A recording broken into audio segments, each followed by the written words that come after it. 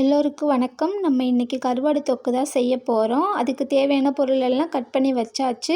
2 medium size வெங்காயம், 3 தக்காளி, 3 பச்சை மிளகாய், கருவேப்பிலை, கருவாடு க்ளீன் பண்ணி வச்சாச்சு. வாங்க நம்ம எப்படி செய்யலான்னு பார்க்கலாம். கருவாடு தொக்கு செய்கிறதுக்கு பாத்திரத்தை வச்சாச்சு. அதில் எண்ணெயை ஊற்றிட்டோம். இப்போ நம்ம வெங்காயத்தை போட்டுடலாம். வெங்காயத்தை போட்டு முடிச்சுட்டு இப்போ நம்ம கருவேப்பிலையை போட்டாச்சு. நல்லா கொஞ்சம் நேரம் வதக்கிட வேண்டியதான். வதக்கி முடிச்சுட்டு வெங்காயம் நல்லா பொன்னிறமாக வர்றதுக்கு வெங்காயத்தில் கொஞ்சம் சால்ட்டு போட்டுக்கலாம். வெங்காயம் நல்லா வெந்து வரட்டுங்க. அதுக்கப்புறம் நம்ம தக்காளி போட்டுக்கலாம். வெங்காயம் கொஞ்சம் வெந்து வந்திருக்குங்க. கொஞ்சம் பொன்னிறமாக வரட்டும், மூடி வச்சுக்கலாம். இப்போ வெங்காயம் நல்லா பொன்னிறமாக வந்துருச்சுங்க.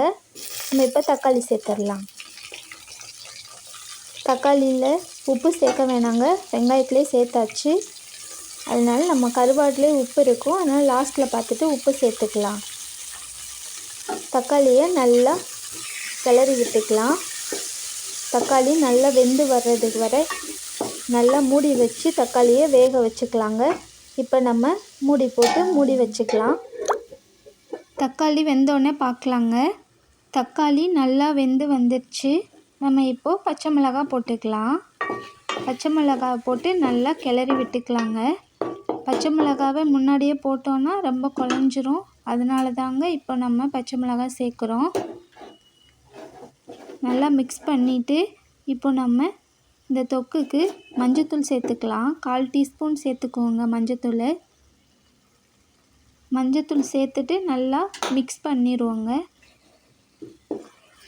நல்லா மிக்ஸ் பண்ணிவிட்டு இப்போது நம்ம மிளகாத்தூள் சேர்த்துக்கோங்க. தனி மிளகாத்தூள் 1/2 டீஸ்பூன் சேர்த்துக்கோங்க. உங்கள் காரத்துக்கு ஏற்ற மாதிரி சேர்த்துக்கோங்க. இப்போ சேர்த்தாச்சு. தனி மிளகாத்தூளை நல்லா மிக்ஸ் பண்ணிடுவோம். நல்லா மிக்ஸ் பண்ணிவிட்டு எண்ணெய் பிரிஞ்சு வர வரையிலும் பார்க்கலாம். நல்லா எண்ணெய் பிரிஞ்சு வந்துருச்சுங்க. இப்போ தொக்கு நல்லா எண்ணெய் பிரிஞ்சு வந்துருச்சுங்க. இப்போ கருவாடை சேர்த்துக்கலாம். கருவாடை சேர்த்துட்டு எல்லா கருவாடையும் சேர்த்துட்டு நல்லா மிக்ஸ் பண்ணிடுவோங்க.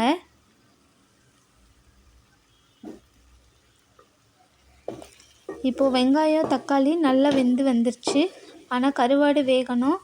அதுக்கு நம்ம கொஞ்சம் தண்ணி சேர்த்துக்கலாம். நான் 3/4 டம்ளர் தண்ணி சேர்க்குறேன்.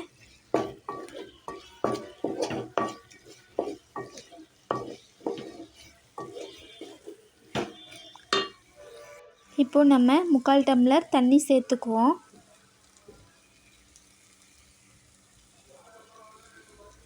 தண்ணி சேர்த்துட்டு நம்ம நல்லா தொக்க நல்லா மிக்ஸ் பண்ணிடுவோங்க. நல்லா கொதித்து வரட்டும்.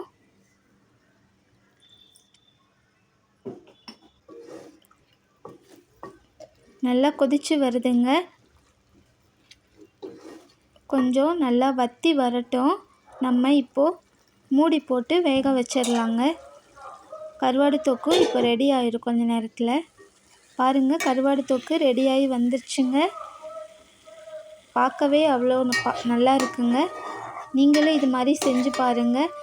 எனக்கு சால்ட்டு கரெக்டாக இருக்குங்க. வெங்காயத்தில் போட்ட சால்ட்டே கரெக்டாக இருக்குங்க. கருவாடில் உப்பு இருக்கிறதுனால நீங்களே இது மாதிரி செஞ்சு பாருங்கள். நம்மளோட சேனலை லைக் பண்ணுங்கள், ஷேர் பண்ணுங்கள், கமெண்ட் பண்ணுங்கள், சப்ஸ்கிரைப் பண்ணுங்கள். நெக்ஸ்ட் வீடியோவில் பார்க்கலாம். பாய்.